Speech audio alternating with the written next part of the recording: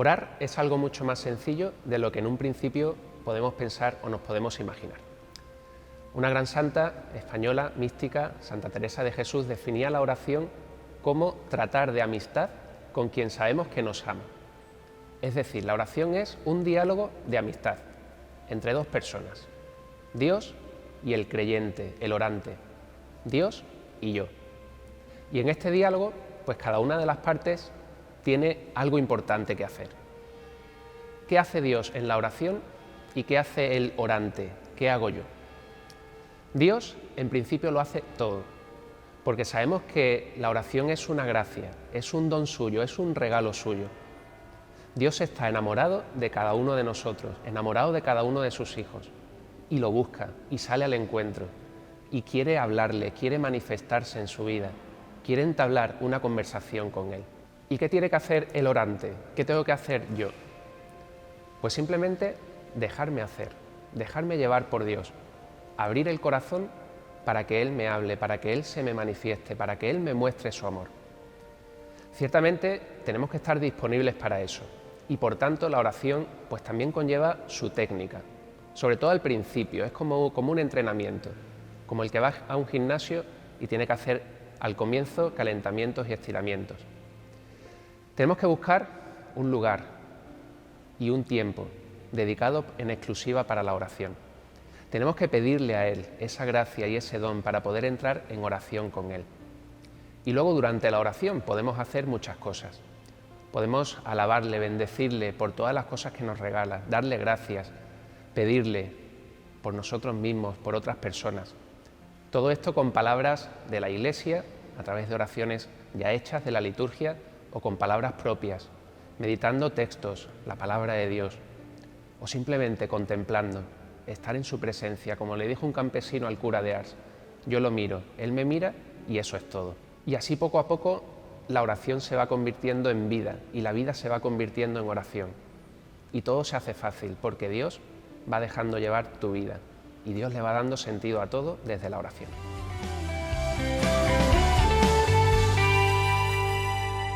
Muy buenas, bienvenidos al foro Pueblo de Dios en Salida de la Archidiócesis de Sevilla.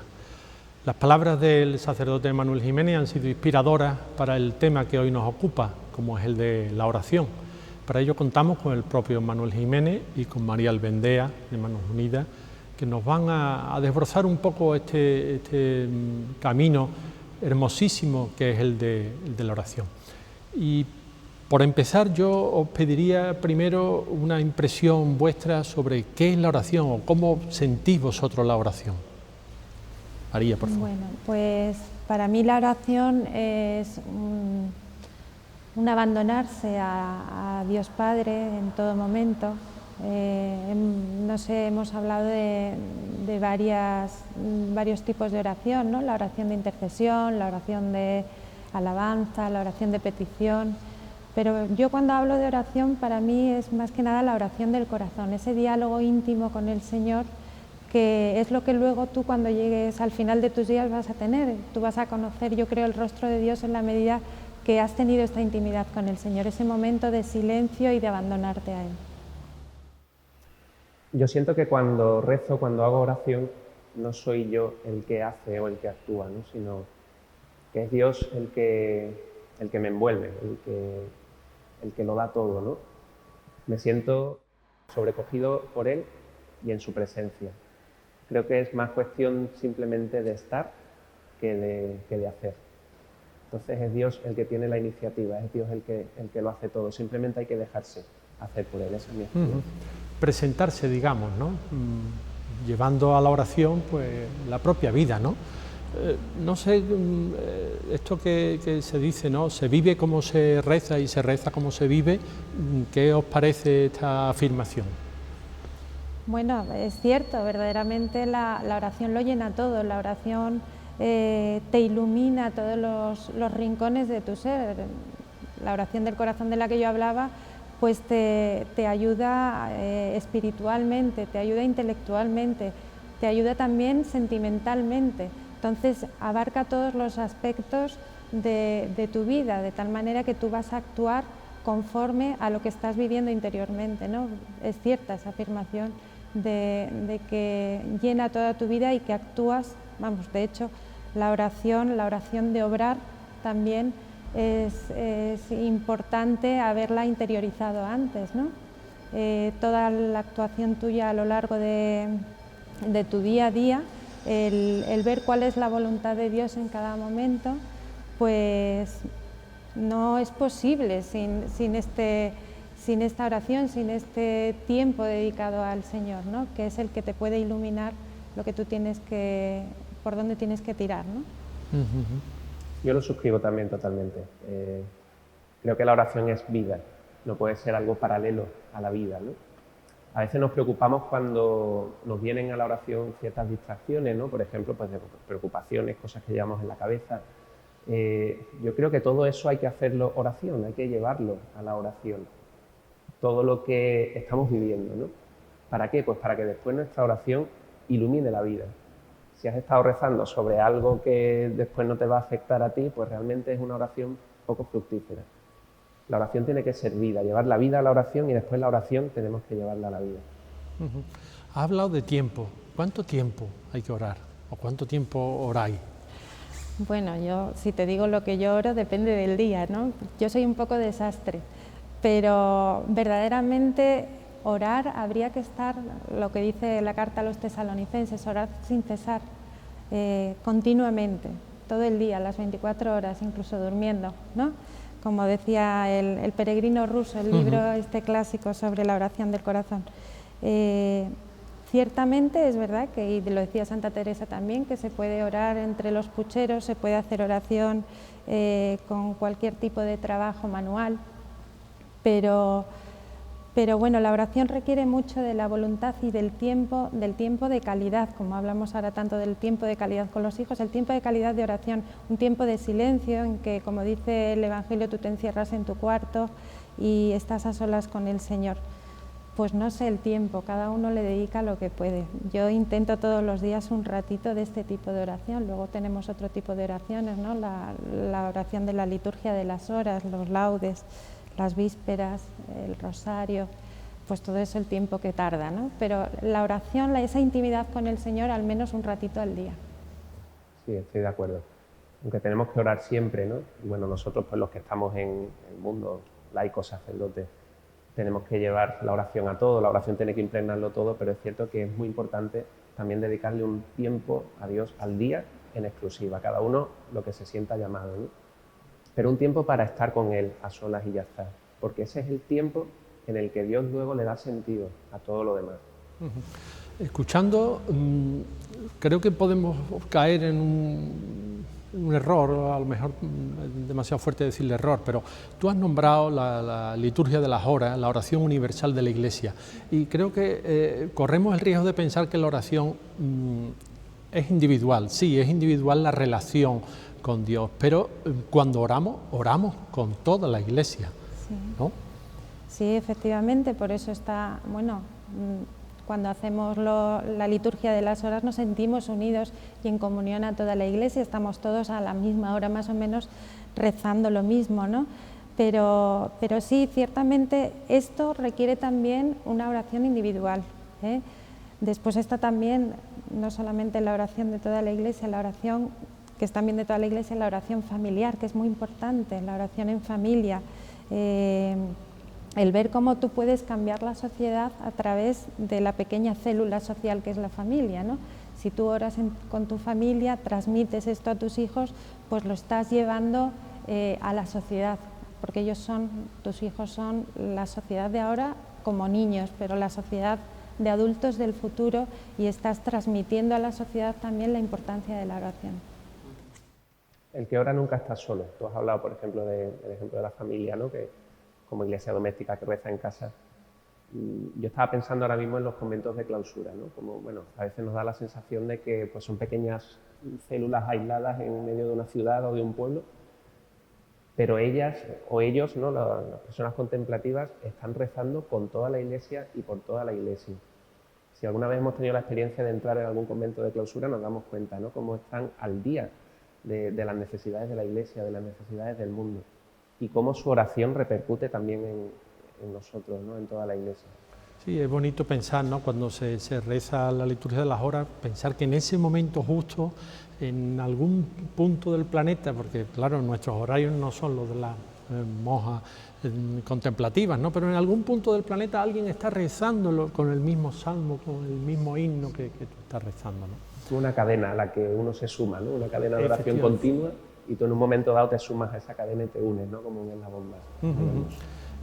Hemos hablado estábamos hablando de la vida contemplativa, de la contemplación, pero yo también os pregunto, ¿cuál es el alma de todo apostolado? Bueno, pues ¿Se puede hacer apostolado sin oración? Yo creo que no, que lo que hay en el corazón es lo que luego sale en la acción, ¿no? Y tú no puedes hacer nada si antes, creo yo, no lo has pasado por la oración. Tiene que salir de esa intimidad con el Señor, de ese ver la necesidad, porque al fin y al cabo lo que tú haces en el apostolado no es más que la voluntad de Dios, y tienes que saber discernir cuál es la voluntad. Te puedes equivocar. Del corazón de Dios, del corazón del hombre siempre sale esa necesidad de orar, esa necesidad de entrar en contacto con algo más alto, ¿no? Eso está en la esencia del corazón humano, pero eso lo tenemos que pasar también muchas veces para la hora de un apostolado por nuestra razón, por nuestros sentimientos, por nuestras posibilidades, por nuestra familia, incluso muchas veces cuando se trata de un apostolado muy comprometido, y todo eso tiene que ir unido a la oración para poder enfocarlo bien, pienso yo, y luego para poderlo revisar también en la oración y ver los frutos de ese apostolado, ¿no? Sí, porque podemos hacer muchas cosas, bueno, podemos pensar en muchas iniciativas sociales de muchos ámbitos que son magníficas, ¿no? Pero nosotros los cristianos estamos llamados a algo más, ¿no? A aportar al mundo, a la sociedad, algo más, una nota distintiva, y esa nota distintiva es Dios mismo, ¿no? Si no entregamos a Dios mismo en nuestro apostolado, en nuestra misión, es pobre, ¿no? Es pobre, nos estamos dando a nosotros mismos y eso es muy pobre, ¿no? El mundo necesita de Dios, y para dar a Dios tenemos que, como tú decías, pasarlo antes por el corazón.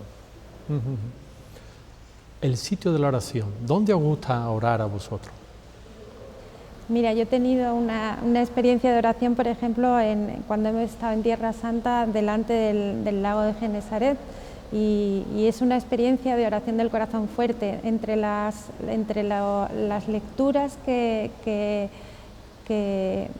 meditas o que en la oración del corazón repites está la de los dos ciegos: Señor Jesús, Hijo de David, ten compasión de mí, la oración del fariseo, que soy un pecador, y la oración también de Pedro, ¿no? Señor, si eres tú, haz que camine por encima de las aguas, ¿eh? Pues el poder hacer esa oración en el lago, eso fue una sensación verdaderamente que tú podías con todo.